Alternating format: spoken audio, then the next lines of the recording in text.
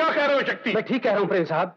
गोगा ने इंस्पेक्टर मलिक को हमारे तमाम अड्डों का पता बता दिया है। पिछले 12 घंटों में उन तमाम अड्डों पर रेड पड़ चुकी है और हमारे बहुत से आदमी पकड़े जा चुके हैं। अब सिर्फ यही एक जगह बची है। शक्ति पुलिस यहां तक पहुंच सकती है, मगर मुझ तक नहीं। चलो Raghu.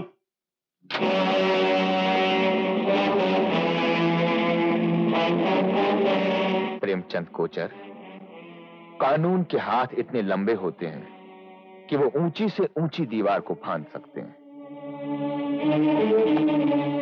You are under arrest. मैं कहता हूं इंस्पेक्टर, मेरा रास्ता छोड़ दो। शेर अपने शिकार को छोड़ सकता है, मगर हम मुजरिम को कभी नहीं छोड़ते। तुम्हारे लिए सिर्फ यही एक रास्ता है।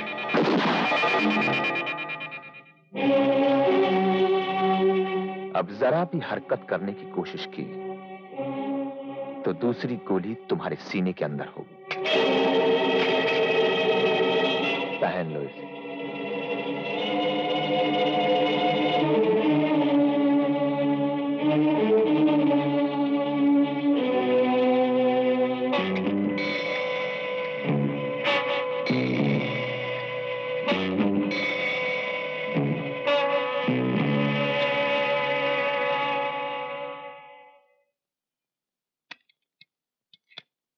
कांग्रेचुलेशन इंस्पेक्टर मलिक, आपने दिल्ली के छठे हुए बदमाश प्रेमचंद और उसके गिरोह को पकड़कर अकलमंदी और बहादुरी का सबूत दिया है।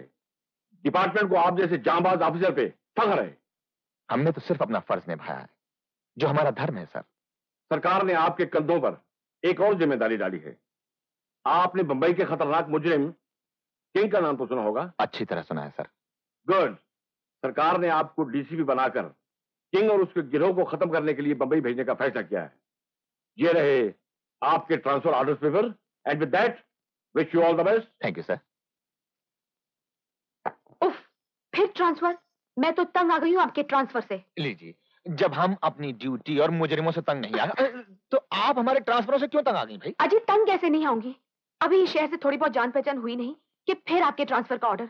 आखिर हद होती है ट्रांसफरों की। हाँ हाँ, देखो भली मानस, तुम्हारे इस तरह चिल्लाने से या गुस्सा करने से ट्रांसफर तो रुकेगा नहीं। इसलिए हम दोनों की भलाई इसी में है कि तुम सामान बांधो और चलने की तैयारी करो। डैडी, क्या फिर से होगा ट्रांसफर? अरे बेटे, तू बड़े अच्छे वक्त पर आ गया। हाँ, हो गया। ट्रांसफर का हवाई जहाज बंगाल से भोपाल, भोपाल से नागपाल, नागपाल से त्रिवेंद्रम, त्रिवेंद्रम से त्रिपुरा, त्रिपुरा से कच्चीपुड़ा, कच्चीपुड़ा से मणिपुरा, मणिपुरा से बैंगलोर, बैंगलोर से मैंगलोर, वहां से पालम। अब पालम से कहाँ उतरेगा? मेरे सर पे उतरेगा। नहीं बेटे, Santa Cruz. Santa Cruz. Bomb. I love Bombay. Hello. Hi Pinky, मैं विक्की बोल रहा हूँ। ओह विक्की, कहाँ से बोल रहे हो तुम? तुम्हारे दिल से। क्या? अरे जब मोहब्बत करने वालों के दिल मिल जाते हैं तो आवाज जुबान से कहाँ, दिल से निकलती है मेरी जान। पर इस तरह अचानक की फोन? वो क्या है कि जिंदगी में जो चीज भी अचानक होती है ना, वही हिट होती है। जिस तरह तुम मुझे मिली अचानक, फिर मेरे दिल में बसी अचानक, फिर चली गई अचानक, फिर मेरी किस्मत खुल गई अचानक, और आज शाम की फ्लाइट से ये बंदा बॉम्बे आ रहा है, वो भी अचानक। पर शाम को तो कोई फ्लाइट नहीं आती मिस्टर अचानक। अरे नहीं आती तो क्या है? हाँ, अरे प्यार करने वाले मोहब्बत के पंख लगा के आ जाते हैं अचानक। ओह विक्की, मजाक मत करो। यकीन नहीं आता तो नजरें उठा के देख लो। अगर हमारी मोहब्बत का हवाई जहाज अखियों के झरोकों से उड़ता हुआ आपके दिल के एयरपोर्ट पर लैंड ना कर जाए तो हमारा नाम भी प्यार का पायलट नहीं।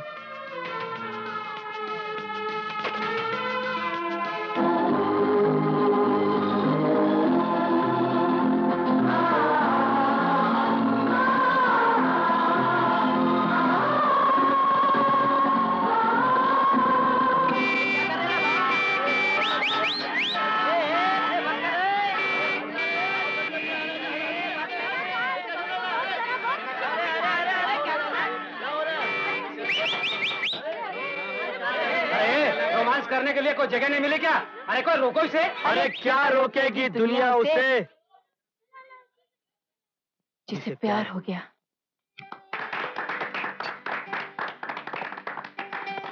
अरे वाह मलिक साहब वाह, मैं तो आपको सिर्फ कानून का हत्यार ही समझता था, तस्वीरें बनाने वाला कलाकार नहीं। किंग साहब, तस्वीरें बनाना हमारे बचपन का शौक है। हमारी दिली ख्वाहिश थी कि हमारी कलाकारी बंबई वाले भी देखें। आइए आपको कुछ हुनर दिखाते हैं।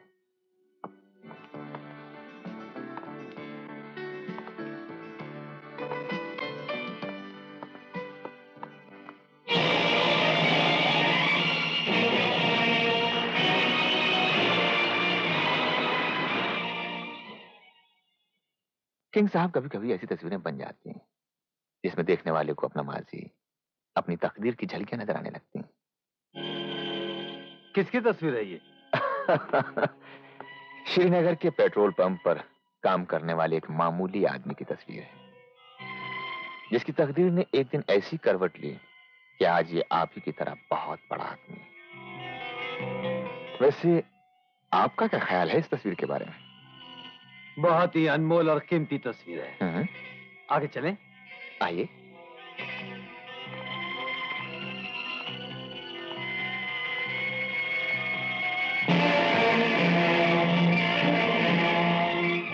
ये तस्वीर यहां पर मैंने लगाई है।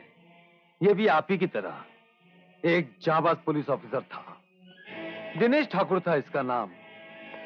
हाथ में पिस्तौल, सीने पर वर्दी और जबान पर कानून की किताब लिए बहुत उछलता था। मगर एक दिन ऐसी गोलियां चली कि बेचारा हमेशा के लिए खामोश हो गया। अगर आपके सीने में भी ऐसा कोई ख्याल उभरने लगे तो सिर्फ इस तस्वीर को गौर से देख लीजिएगा, फिर फैसला कीजिएगा, क्योंकि किंग से टकराने वाले की जिंदगी का हर कदम बड़ा नाजुक होता है। हमारा मकसद हल हो चुका है। तुम पेट्रोल भरने वाले वही किशन हो जो आज किंग बने बैठे हो। फैसला तो हम कर ही चुके हैं। सबूत हाथ लग जाने दो किंग, हम तुम्हें मिटाकर ही दम लेंगे। ये है जॉन। कल रात ये सिंगापुर से बंबई पहली बार आ रहा है, ब्राउन शुगर, कोकीन, चरस और गांजे की डिलीवरी लेने। अगर ये पकड़ लिया गया तो किंग हमारे कानूनी शिकंजे से बच नहीं सकता। ऐसा ही होगा सर। किंग अब जॉन के साथ जेल की सलाहें देनेगा। फ्लाइट कितने बजे आ रही है? कल रात 2 बजे।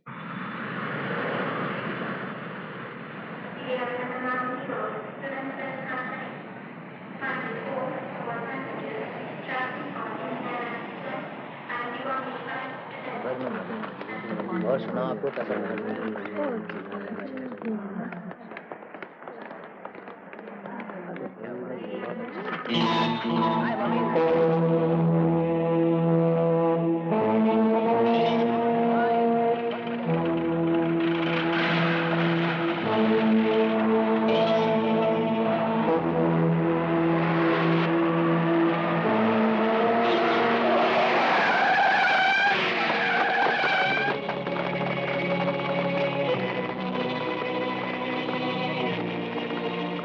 What is this? ये सब क्या लफड़ा है? Mister John, you are under arrest. गिरफ्तार कर लो इसे।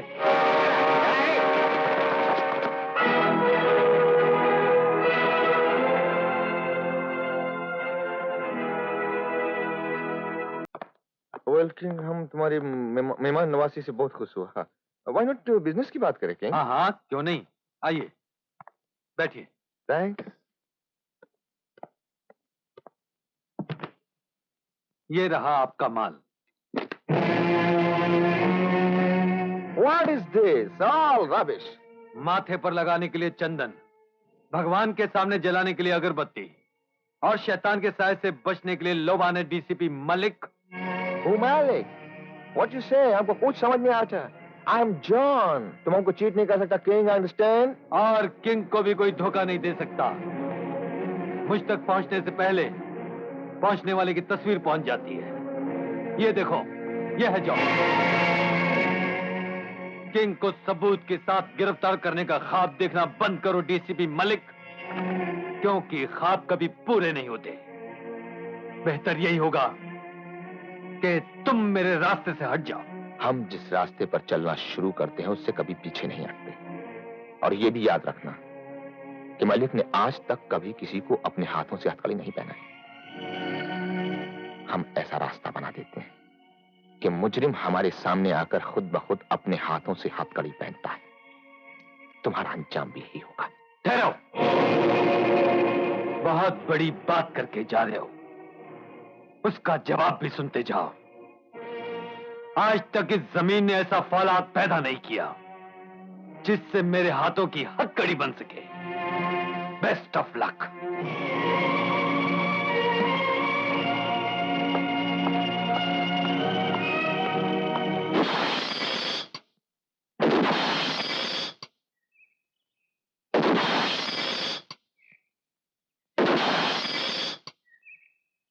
अजी किसी मुजरिम पर निशाना कमजोर पड़ गया है क्या, जो आज सुबह सुबह निशानेबाजी की प्रैक्टिस की जा रही है? इतना गुस्सा? कोई बहुत बड़ा मुजरिम धोखा दे गया है क्या? अनीता, जिंदगी में पहली बार हमारी आंखों के सामने किसी मुजरिम ने कानून से आंख में चोली खेलने की कोशिश की है, मगर हम भी उस मुजरिम किंग को उसकी मक्कारी और चालबाजी की ऐसी सजा देंगे कि उसकी चालाकी इन बोतलों की तरह टूटकर बिखर जाए, बिखर जाए।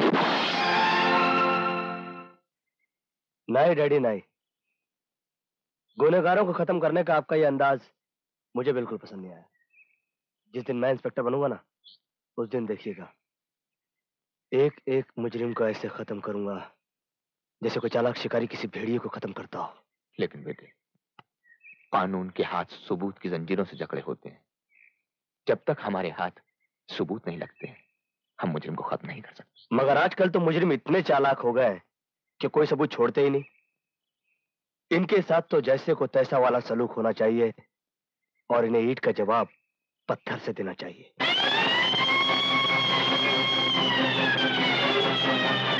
चलो उतरो सब, चलो कोने कोने की तलाशी लो। चलो जल्दी करो, कोई भागने ना पाए। चलो जल्दी।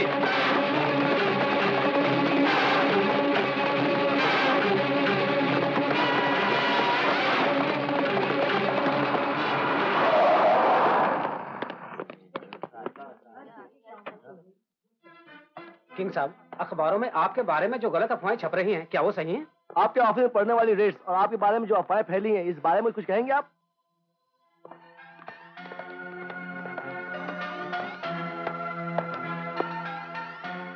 डीसीपी मलिक।